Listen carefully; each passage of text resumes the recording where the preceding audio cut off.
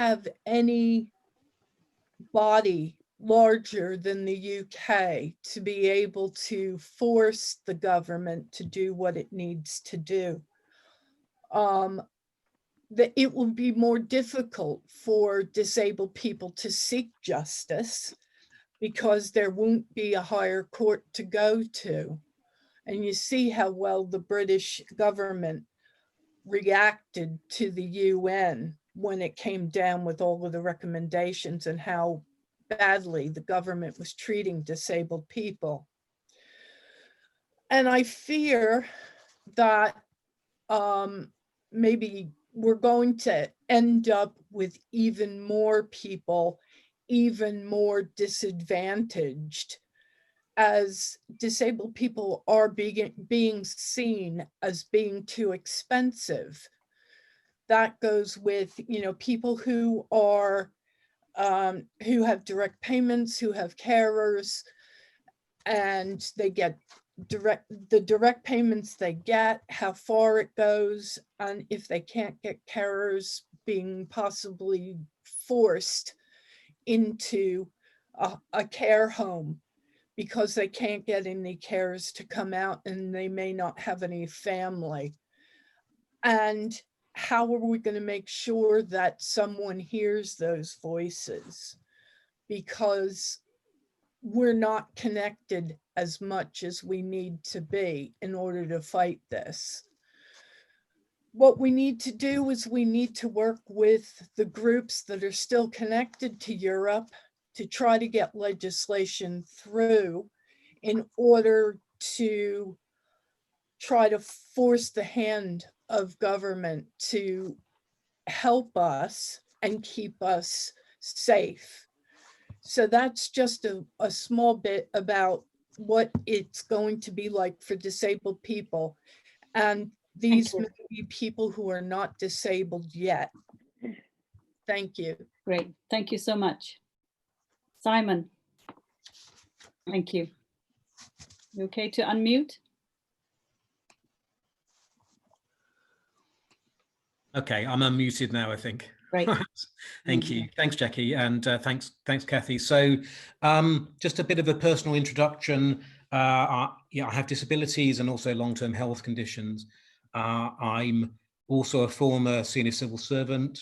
I retired 4 years ago, enabled me to abandon political impartiality just in time to campaign for Remain in the EU referendum. I've been involved in disability issues for about 20 years. I was an ambassador for Dyslexia Action, and I'm an active member of Disability Rights UK, and I've helped to establish their leadership academy, and I worked on leadership issues for disabled people in the civil service. I'm also trained as a mental health first aider, thanks to Kathy. And I'm also a carer for my sister who has a long-term mental health condition. I'm going to refer to some medical issues. So I need to point out that Disability Labour believes in the social model of disability. We believe that what makes someone disabled is the attitudes and structures of society. So Kathy has mentioned some of the issues in relation to the disabled and no deal Brexit. At the moment, across NHS trusts, there's a current shortage of about 100,000 staff, and there are about 122 vacancies in social care. And obviously freedom of movement and mutual recognition of qualifications across the EU is challenged, to say the least, by Brexit, particularly a no-deal Brexit. About 65,000 NHS workers are from the— Simon, I'm sorry that I'm interrupting you, but somebody has mentioned that they are lip reading. Could you put your camera down further so that they could see your lips, please? Thank you. Sorry, I can't see my camera. Is that okay now? Yeah, okay, I'll carry on. Let me know if there is a problem. So I'm saying that there are massive vacancies in health and social care, and the UK has relied on people coming in from the European Union, particularly in relation to adult social care. We have the greatest percentage of doctors from the EU of any nation in Europe, apart from Ireland and Norway, and it's a similar proportion in nursing. And a year or so back, we suffered a 91% drop in nurses coming in from European Economic Area countries. The immigration policy with its cap will also deny the opportunity for people to come into the UK. So we're going to face a crisis in health and social care. The likely loss of the EHIC medical card will adverse massively on, in particular on disabled people, and will increase insurance costs for people who wish to travel abroad. We also have the regulation of medicines. So we've already left the European Medicines Agency and its headquarters has left the UK. Regulatory responsibilities are coming to the UK, but actually that means the United Kingdom will be bottom of the, or last in the queue for medicines and medical devices coming in from the European Union. And also we're leaving Euratom, which will impact on the radioactive material used to treat cancer patients. 3/4 of our medication and half of our medical devices come from the EU. I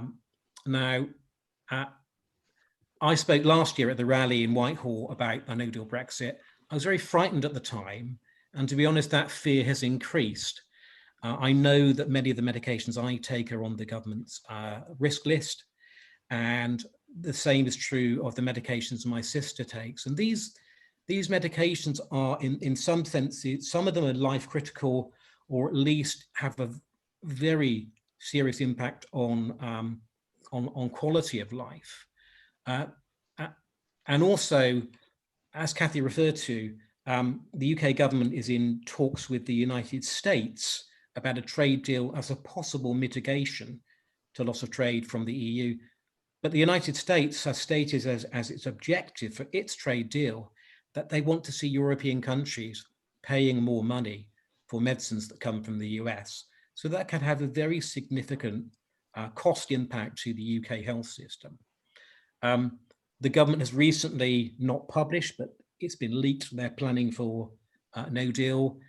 And that planning is assuming that 1 in 20 town halls could go bust if it coincides with the second COVID wave, sparking a social care chaos. The economic impact of the virus could cause public disorder, shortages and price hikes. They're also talking about drafting in troops. 1,500 are already on standby. And social distancing measures and masks will have to continue into 2021 regardless. Food and fuel could also be under threat, particularly at Christmas if Dover becomes blocked. So, you know, building on what Kathy said, the fear which I felt last year is back. The government promised us that they've sorted these things. They haven't, and it comes on top of a global pandemic. It's no wonder that the incidence of mental illnesses have increased dramatically. So definitely, we need to do better. Thank you very much, Jackie. Thanks. Thank you very much, Simon. I'm sorry to cut anyone off. I really hate doing it, but it's just what I have to do. That was quite frightening, to put it bluntly. But I think there are more issues to come, and Elizabeth is going to tell us about, well, your community. Thank you very much. Thank you. Very proud to be here this evening, representing BAME Labour. I'm going to touch on very briefly on what a no-deal Brexit would mean for the BAME community, what laws need to be included in any future Brexit trade deal, and also how leaving the European Court of Justice and the EU Charter of Fundamental Rights could affect that particular group. So a no-deal Brexit will seriously harm BAME communities who already experience high levels of unemployment, disproportionate levels of disadvantage and discrimination in the UK. And no deal Brexit will exacerbate and compound the inequalities faced by BAME communities. I'm going to give examples. The people that I represent, I'm a councillor, and the people that I represent in my ward, including people who have come to London from the EU, have settled, raised families, and often work in the key services the pandemic has highlighted as being so important to our society. They now feel uncertainty about their future and unwelcome in the country where they have made their home. We also believe that the World Trade Organization's rules do not protect labour and employment rights. The EU protects rights, equality, consumer, environment, and human, and so many other things, including equality, race equality, etc. With regards to what laws need to be included in the future Brexit trade deal, well, you need to understand that a lot of BAME people are employed on 0-hour contracts and or are in low-wage jobs. The removal of the EU employment protections places these people who are already economically vulnerable in significant danger of exploitation and discrimination. I personally am aware of BAME people in my ward, for example, who have to work 2 or 3 jobs, cleaning jobs, who are working 16 hours a day and still struggling to pay the rent, who work for the NHS and now have to pay registration fees. Our major concern for the BAME community is about the lack of employment protections. And from the various forecasts that the government has predicted, and from what economists have estimated, a loss of £100 billion per year by the 2030s, it is inevitable that the working people, which include the BAME community, will pay the price with their jobs, with loss of wages and increased prices. Now, leaving the European Court of Justice and how that's going to affect the BAME community, well, we've got some concerns. Our key concerns for the BAME community are the threats to rights and increasing exploitation, threats to low social security entitlements, threats to UK citizens, right to remain and decent treatment at work, but fundamentally increased discrimination. In July of this year, the Immigration and Social Security Bill had its second reading in the House of Lords. For BAME, we know that this group has been disproportionately targeted in the document checks for banking, health services, employment, and housing that was introduced or expanded by the Immigration Act of 2014-2016. These acts were introduced as part of the intention Theresa May declared while still Home Secretary in 2012 to create a really hostile environment through its immigration policies. Last year, the High Court ruled that the document checks required for landlords by the Immigration Act 2014 were discriminatory and breach human rights laws, as the evidence showed that BAME groups have been disproportionately targeted. And let's not forget, the document checks introduced by the Immigration Acts, combined with the Home Office's failure to keep accurate records of immigration status, had led to many cases of BAME workers losing their jobs and being denied healthcare and housing, as exposed in the Windrush scandal that broke in the media in 2018. So seeing recent denomination of asylum seekers as criminals gives an idea of how a future government can now behave. It's absolutely alarming. With regards to how the Labour Party can work with the Party of the European Socialists, well, we believe that we should redouble our efforts to campaign for the priorities of the PES and what Labour obviously stands for, those values. We would like to see the PES Equality Commission with representatives from each member nation. And this could highlight the promotion of rights for women and, of course, the BAME communities. We would like to see an annual PES Congress with elected delegates from all of the participating countries coming together to share campaign approaches and policy ideas. The PES Equality Commission could report to Congress on each area. And to conclude, the rights of women, BAME communities, the disabled and LGBTQ community are human rights, and Labour must use every opportunity to champion these. Thank you. Great, fantastic. Thank you very much. It's not just the problems and challenges that we face, and you've got some interesting ideas about what to do about it as well, which is really key as well for moving forward. So thank you very much, Elizabeth, for that. Shaista is next on our list. She's the Vice Chair of Fabian Women. So please, Shaista. Thank you very much. I'm also a councillor here in Oxford, which is my home city, and I'm Oxford City Council's Race and Equalities Champion. The first time that role has been created. I'm very proud to be chosen for that role.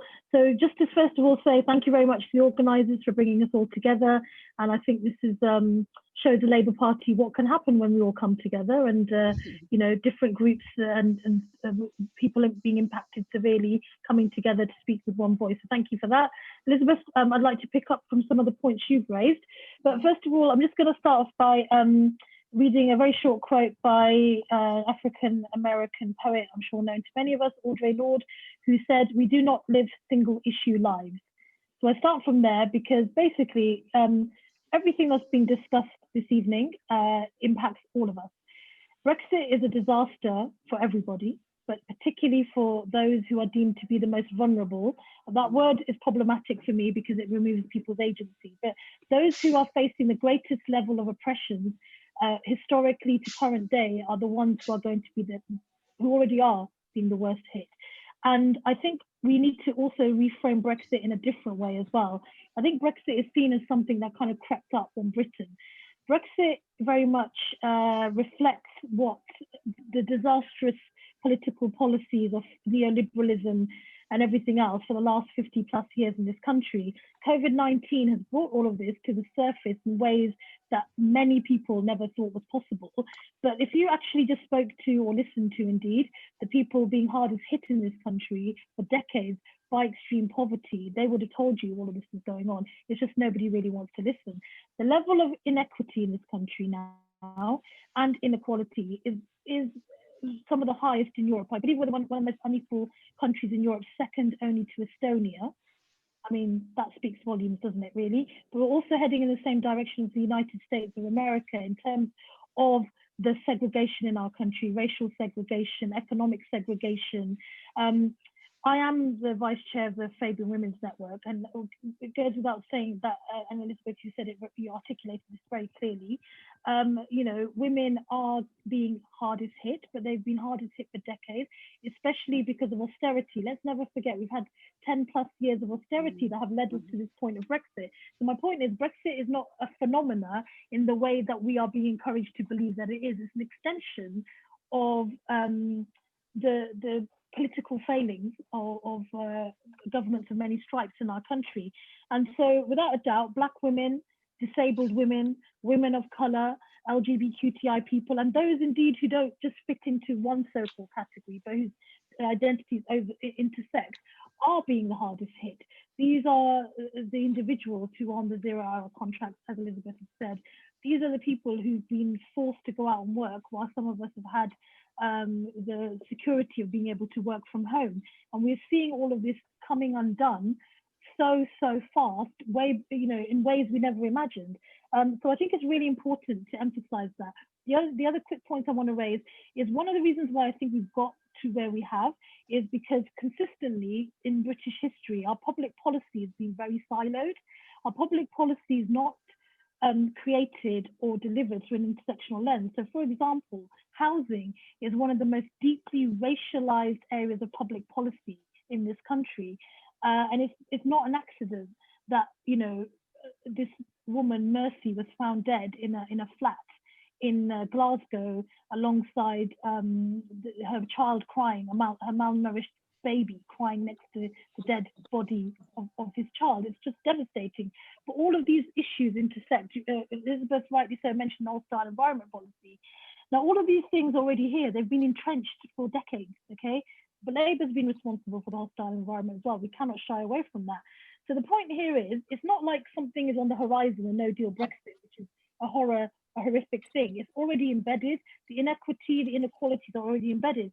So the question for us, I think, is, well, what are we going to do about this? And I think the first thing we need to do is we need to ensure that when we're going about doing our campaigning, our work as councillors and everything else, that we are crystal clear with our analysis and we are not shy about talking about inequality. And I find that often Labour councils up and down the country are doing a good job, you know, given that in many ways their hands are tied with the funding, but we've got to not be shy about campaigning about these issues and connecting the dots and being loud and very, very vocal.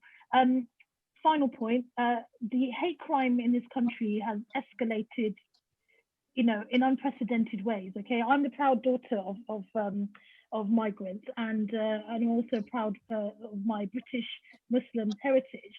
And I can tell you that as a child, I suffered racism, but as an adult, the level of racism, Islamophobia, and misogyny that I'm facing in my day-to-day being is it's not like anything I've witnessed before. And so we have to be aware of the fact that none of this has happened randomly or by accident. European countries are not utopias, anyone can tell you that. The EU is not a utopia. Just look at this treatment of migrants and those who are being buried in the bottom of the sea in the Mediterranean. But what we have to do is speak up clearly. We have to unite, as we have this evening, with all our campaigns, and we have to understand that if my sister who has disabilities is struggling to feed herself, then we sure as hell know that somebody else who happens to be deemed a migrant, or you know, who is a single mother or whatever she is, she's suffering the same way. It's just that we're being pitted up against each other and blamed for each other's misery. So thank you. Thank you so much for that.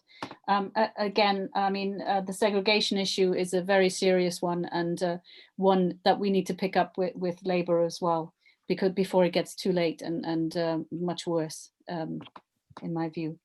But also some issues about how to deal with these things. But we now have Julie, who's going to be talking to us for 5 minutes, and a fellow sister, MEP, former MEP, so very delighted, please. Okay, I'm going to talk a little bit about women, but also about some minority groups and also about children. And in fact, I'd like people on the call to know that Jackie's office was actually responsible for a really excellent report on the impacts of women on Brexit. And I'll put a link to this in the chat later. And this report had already laid out the risks to women from any kind of Brexit, but no deal Brexit just multiplies those risks, and they go off the scale. So the key points of the report looked at women's rights and equality law post-Brexit, because the EU founding principles give equal rights to men and women. So gender equality is enshrined as a core EU value. And we're coming away from that anyway. And no deal means that, you know, it'll just be completely ripped up. So it looked at rights in law and those risks. It looked at the socio-economic impact of Brexit on women, and we've already heard about that from previous speakers. I think the Women's Budget Group estimated that 1 million women's jobs were at risk from Theresa May's Brexit deal. So you can just continue to think about the number of people, you know, it's a number of women who would not get jobs or lose jobs or never have jobs if we have a no deal Brexit. Another issue was that Brexit has been a very male project, and that's only one of the negotiators out of the team of 11 that were sent when Theresa May was Prime Minister. Only one of them was a woman. Women haven't been really getting speaking time in the Parliament on this. They've not been interviewed for the media So it's been a very kind of male-dominated issue.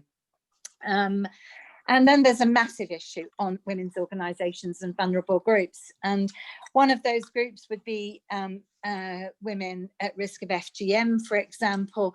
We've recently heard that the National UK Centre for FGM is likely to close. And whilst I was an MEP and I was on the Women's Rights and Gender Equality Committee, we made a visit to that group in London because it was working closely with its other EU centres, and there was shared knowledge, shared training, a shared approach to looking at the problem. But of course, all women's centres will be at risk. And I can't see, and that's because a lot of EU regional development money has poured into NGOs, social enterprises, all kinds of projects to address different social problems. So all those things in the report, and I'll put a link up to it later. But there's also massive issues for children, and single parents will be having to deal with these issues even more. So young people never had a chance to vote, and they're going to have to live with the impact of this. And there are some really kind of obvious things that children are going to miss out on, like with no deal, like no Erasmus, plus no Creative Europe programs, all those kinds of things, no possibility of working, closely and visiting friends that they've already made or that they might be making across Europe. But children in complicated families are really, really at risk because they're supposed to be registering for their for settled status, and the numbers of children thought to be are in complex relationships, with their one UK parent and one EU parent, is thought to be in the hundreds of thousands, and those children also have to apply for settled status. In many cases, their parents don't even know that they have to apply. It costs money. It's very complicated. And going forwards, if those complicated families decide that, if the parents decide they don't want to be together anymore, if we have a no-deal Brexit, then the whole issues about where a divorce is first filed, where, the laws will not be aligned, and women could find themselves in very, very complicated legal situations. And then finally, I'd just like to say something about Roma. Roma are probably the most discriminated against minority in Europe, and we have huge Roma communities here in the UK, and they don't necessarily have all their documents together, and they are by nature culturally very, very nomadic, and the loss of freedom of movement for Roma people is very, very serious. And they are also a group who has undergone enormous they've been victims of hate crime as a result of the Brexit vote, as a result of the Leave campaign. Just a very quick story is that overnight, on the night of the referendum, a group of Roma children playing in a park in Levenshulme in Manchester. In Manchester, those children, their parents took them off the streets, and they had not subsequently been allowed to exercise their right to play simply because of the racism that they were experiencing. Thank you so much, Julie. I really hate to break anyone, stop anyone from talking, but I wanted to get the opportunity for others to ask questions, because you're raising some really important issues, and in particular, well, all of it is important, but children especially. And I think they're really, really badly impacted by all this, and they see that what adults are going through as well. And this is a huge impact on the mental health of the whole world and whole nation, I think, on so many levels. Anyway, we've got one question already, but I've noticed a couple of questions in the chat, so I've noted them down. So those people might want to ask those questions. But if you want to ask a questions, and you can do it electronically to raise your hand, it's in the participants arrow that goes up. There should be a way of putting your hand up electronically. I believe that that's right. Mine doesn't work at the moment there, but I believe that's right. Can anyone indicate? Yeah, is that okay? Yeah, is that right? Okay, cool. So if you've got a question, put your hand up electronically, please, if you can. If you can't, then please do put it in the chat for those who are more more used to doing it that way. That's fine. I'll try and pick it up. There are quite a lot of comments in the chat, but I've been trying to look through it as we go along. But the first person I want to go to is Emma Jenkins, who has a question. Is Emma here? Ah, we've got 2 raised hands as well. Hi. Hi. So I'm going to be honest, I emailed it in because I didn't, I would have to talk if I emailed it in. But basically, I am a member of the group Bridge End Young Labour in South Wales, and I was going to ask if you think there's anything I can do as someone who is under a devolved government to try and get the Welsh Government to apply any pressure to protect medication rights for people with disabilities. Okay, is that to some of the panelists, or is that a question? It's just an open question. I wasn't sure who to direct it to. Okay. Does anyone of the speakers want to address that? Obviously, I'm saying a brief word, if that's okay. Thank you. So I mean, obviously, the Welsh government has regular discussions with the UK, or in some contexts, English government, as it were. So there are things that they can do to raise those issues directly with the Prime Minister and with ministers in the UK government directly. And I think those issues can be raised in the Senate as well to publicise them. Great, thanks. And for someone who's in Welsh Labour over here and sitting in Cardiff, obviously Jeremy Miles is the Minister for Brexit as well as for COVID response. And obviously we have a Health Minister, Vaughan Gethin as well, who they're all, talking to each other as well. So I'm going to take 3 people at a time. Thank you for your question, having emailed it in.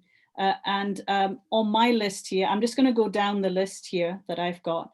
And I've got Mariana Masters, James Chespy, and Harry Ridgewell.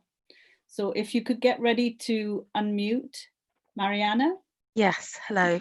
Great, thank you. Thank you very much. It's really great that so many really important voices are on this call. I'm a councillor as well in Lambeth, and I'm very concerned, obviously, as a Black woman, that there have been structural inequalities that Elizabeth Baptiste alluded to. As a Black person, it takes 80% more applications to actually even make progress compared to white counterparts. And so I'm worried with the no-deal Brexit and the impact on the economy, whether we should be demanding even within the Labour Party, more race audits, because we're already seeing, due to COVID, disproportionate redundancies affecting Black, Asian, minority ethnic the workforce. So I would really like everyone to get on board with, obviously, measurements, because what doesn't get measured doesn't get done. So yeah, thank you. Very well, thank you very much. James, and then Pauline, please. James Chespy. Wait a minute, you've got to unmute first. Hello, there, you're unmuted now. To you all. Hi. Welcome to the unofficial embassy of the European Union in Jenkins. I hope you like the flag. Right, one of the things since we've had the Brexit and this thing through no deal is that the Council of Europe Istanbul Convention, which you all know about, the elimination of violence towards women and girls, is still yet to be ratified by the British government. And it seems to me at the moment, there seems to be no political will in Parliament to do that. And I think it's an important Council of Europe convention.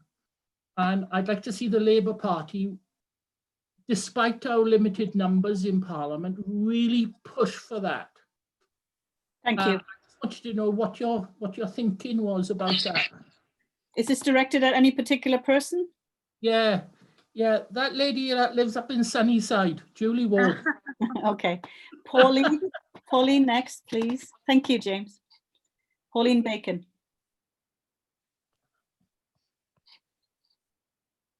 Pauline here?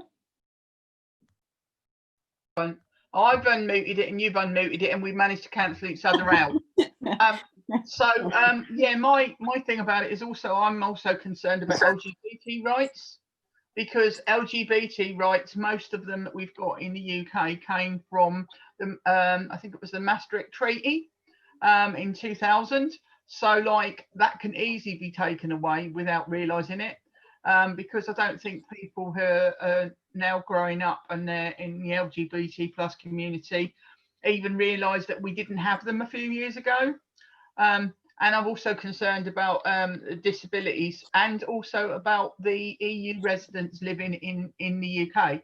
I've got a friend who's been over here for 15 years from Poland, and she applied for settled status and they only gave her and they said she gave you unsettled status. Well, how long do you have to blooming be here before your class is settled? So she was in a position where she can't buy a house until she knows whether she can stay. So she's having to pay private rent, which is an exorbitant, and that's just taken away all of her money, really. Yeah. Thank you, Pauline. Thank you. I'm going to take one more and then I'm going to go to the panelists, okay? And it's about nearly 20 past, and that's why I'm taking another question, because we've got about 10 minutes left or so. So Linda Bradbury, please. Linda Bradbury. So great to see so many women asking questions. Hi, can you hear me? Yes, thank you. Hi everybody. My name's Linda Bradbury. I'm from the North Shropshire area. I was a bit late coming into the call because I couldn't log in for some reason. We had terrible weather here today, so you may have covered some of these areas, but I have two concerns. One is about workers being impacted by COVID, in that we are forced to work from home and often in conditions that are unsuitable. And I don't know if this is being brought to the attention of the Labour Party or not, but it's something that I'm quite concerned about because it's happened to me. And I work within the NHS as well. The other area of concern that I have is the Waspi women's plight, which has been going on for a few years. Obviously, the ladies who are now in their 60s were unprepared. And then there's another group coming up, those of us who are in our 50s, who will also fall into the same category with the same problems. I'm just wondering what the Labour Party is going to do to support these ladies with their ongoing fight. Great, thank you very much for those questions. We've got quite a few there. Those are to the panelists that are on tonight. Yes, of course. I'll just go in order of the way we had the speakers tonight. Kathy, would you like to say something first? And then we'll go to Simon, Elizabeth, Shaista and Julie. Is that okay?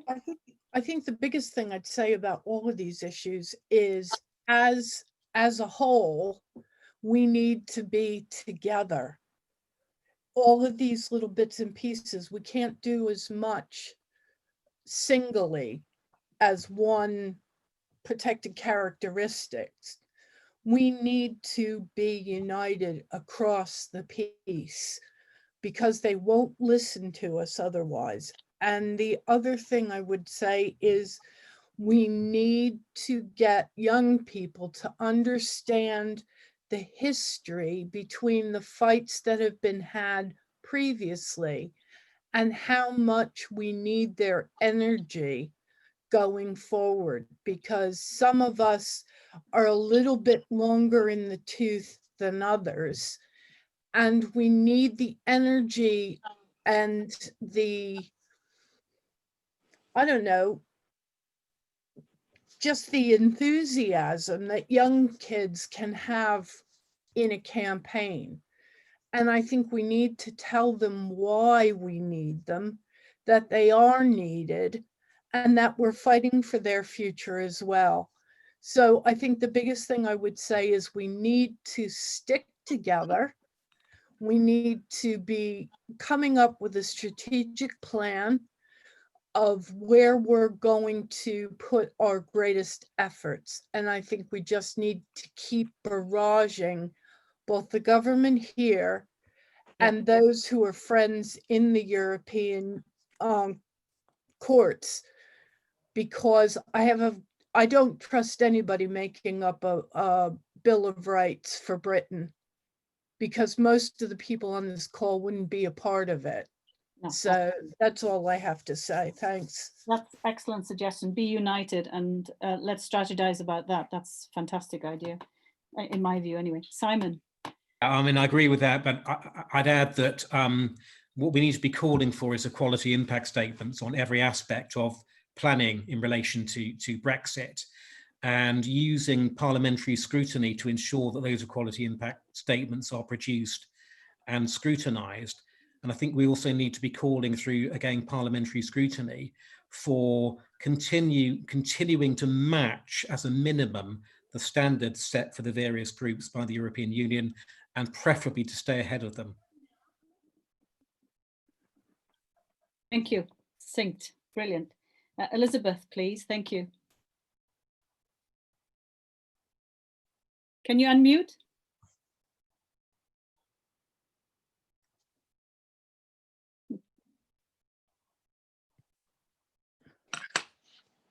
Can you unmute yourself? We've got wonderful Harry who's helping us behind the scenes here. I think he's, I'm sure he's trying to help here with unmuting Elizabeth.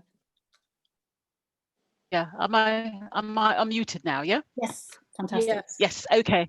Right. So I am going to obviously to give a response to all, putting it all together. So basically, Marianne, with regards to workers, BAME workers, and all working people, what we need is a long-term binding guarantee that workers here in the UK will not lose rights they currently have, and that rights in the UK will keep pace with developments across the rest of Europe.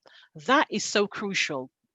One of the things I take on board all the things what Kathy and of course what Simon have said, but what I need to add, with the UK departure from the EU, it is more important than ever that Labour works with and learns from our democratic socialist comrades in Europe. The rights of disabled, LGBTQ and BAME people are under threat from populist governments who seek to make people's differences a source of hostility and hatred, rather than the foundations upon which a vibrant, healthy and tolerant society are built. The Black Lives Matters and Me Too movement demonstrate the need for progress to ensure greater equality and fairness. So basically, we just need to come together. What Catherine was saying, we need to join up, we need to come together. And if anybody in here who's not a union member, I will urge you to join a union. Thank you. Thank you, Elizabeth. That's fantastic. Thank you. Shaista? Yes, thank you. So just another quick quote. This week, Angela Davis, the great legendary Angela Davis, gave a very powerful interview where she said the work that's being done now in relation to Black Lives Matter movement and wider equality movements is the work that she said we should have done 150 years ago. So I start here because the struggle is ongoing and we have to learn from those who came before us, and we have to absolutely look at the future generation, but we also have to be able to amplify each other's work, be showing solidarity in action. Mariana, your point about audits, race audits, I fully understand what you're saying there, but really there's so many audits, there's so many reports, you cannot move for the issue of racism and white supremacy, which is being revealed, inverted commas, daily in our country. It's just out there all the time. We need action. It's really high time now for our country to decide what it wants to do on these issues. James, Istanbul Convention, I wholeheartedly agree with you as a feminist, proud intersectional feminist. Misogyny has been mainstreamed in ways we have not seen. We don't need to just look at Donald Trump's White House. We need to look at what's going on in our own country. The fact that rape convictions are an all-time low, the fact that we've just got a domestic abuse bill that's gone through Parliament but does not include migrant women, the women who are the most vulnerable and the ones at the forefront of abuse. It's just staggering that that has happened through our Parliament, with Labour backing that as well, by the way. Pauline, your question about LGBTQI rights, absolutely 100%. Again, it goes back to the point that Kathy made so eloquently, which is we are all in this together, but we have to believe that is the case. And if we are to believe that, that's the only way we're going to move things forward. I am not a member of the LGBTQI community, but if somebody from that community is not safe, then I'm not safe, and none of us are safe. That is the bottom line, and we have to hold that line. Linda, forgive me, I can't quite remember your question, but I just wanted to acknowledge that you asked it. I can't read my handwriting, Linda, so blame me for that one. And then the final point, I think we talked about COVID perhaps and Waspi women, I think. Apologies if I got that wrong, but just very quickly. Yes, workers' rights are being destroyed daily. Elizabeth, you mentioned the trade unions. We need to be backing the trade unions. So the trade unions need to be braver and bolder in the face of political attacks by the government as well. But the trade union movement needs to speak more loudly and clearly, and we need to reach a younger audience as well to get them on board, because unity and solidarity is the only thing, history has shown this, that will pull us through this. So thank you. Thank you, Shaista. And finally, Julie. And but once Julie's finished, I've got some announcements as well to make, so please stay on the line. Thank you. Okay, first of all, the question about measurements I thought was very, very interesting. The European Union has an agency for gender equality, and is, you know, full of fantastic experts who are measuring all sorts of things and producing disaggregated data. And we have decided as a country not to be part of the European Union, and therefore not to benefit from the research and the data that those agencies produce. And we really should be taking more interest and working more closely with these agencies, as opposed to pulling out from that relationship. Regarding LGBT rights, yes, exactly.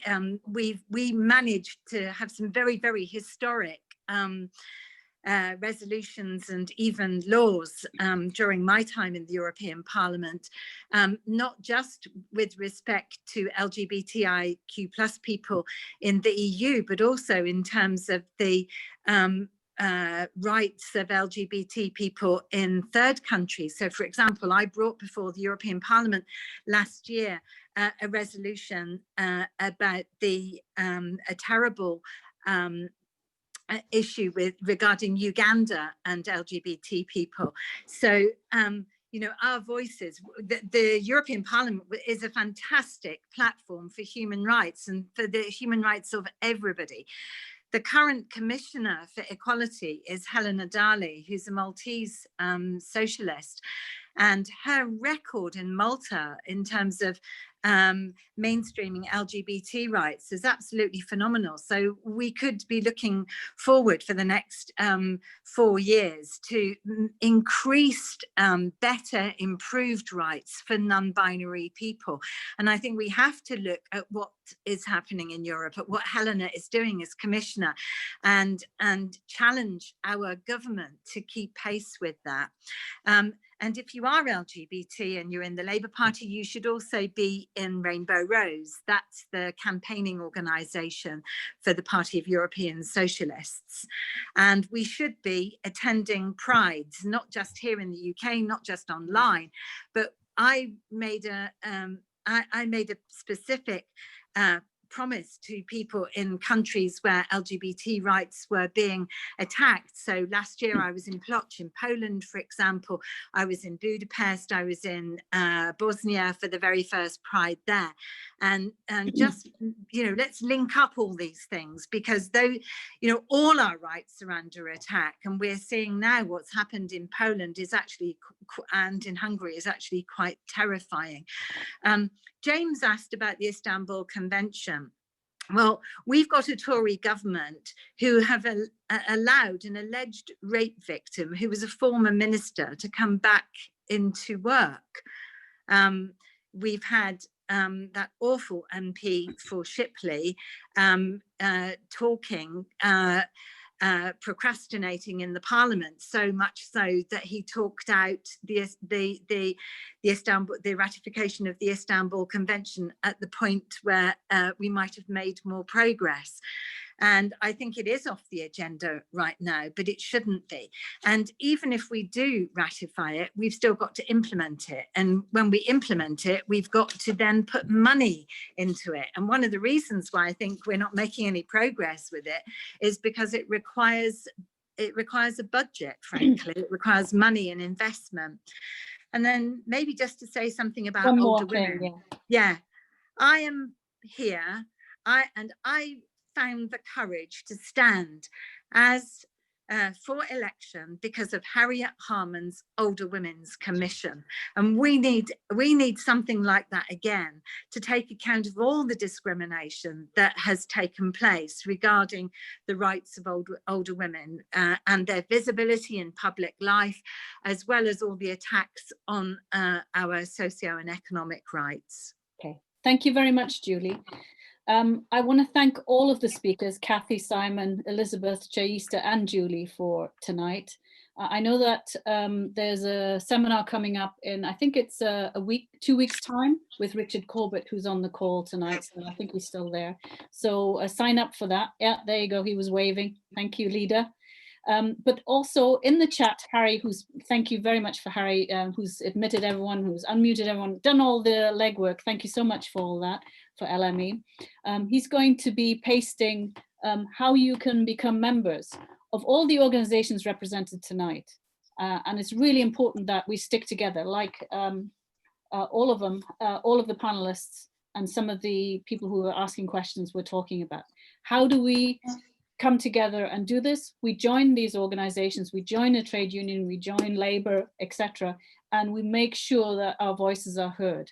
And if you are in a part of the country that has a devolved parliament, then also make sure that your voice is heard there. I know that most of the time, the same people are around that table, and I am adamant and passionate about other people who are not necessarily represented, making sure that they're represented and their voice is heard. Digitally, I think, not always, of course, but sometimes that's made easier. And I'm hoping that that is the case wherever you are. And we have, don't forget, we have a Welsh Labour government in Wales. We are in power in Wales, and we have been for 20 years. People keep forgetting that. But please do look at our policies and ours. We're not perfect, but we're doing things differently here. And those models can also be used elsewhere. For example, just one example to finish off with, the socio-economic duty will come online in Wales, Section 1 of the Equality Act 2010 on the 31st of March 2021. So in Scotland, I believe as well that they're doing the same thing. So these things matter because it's about economics, and it's about class and the intersectionality of it. That has to be part of it as well. But in my view, because I'm wrapping up, I think we need to talk to younger people and make sure that they vote and they register to vote, and make sure they vote the right way, of course, the way we think that is progressive. So I want to thank every single individual who has been on the call, and maybe you had to go, or maybe you're watching this later on.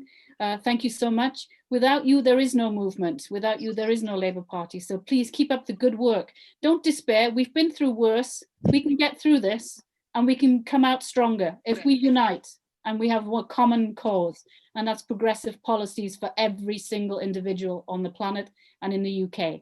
Thank you, everyone. Bye-bye. Thank you. Thank you very much. Bye-bye.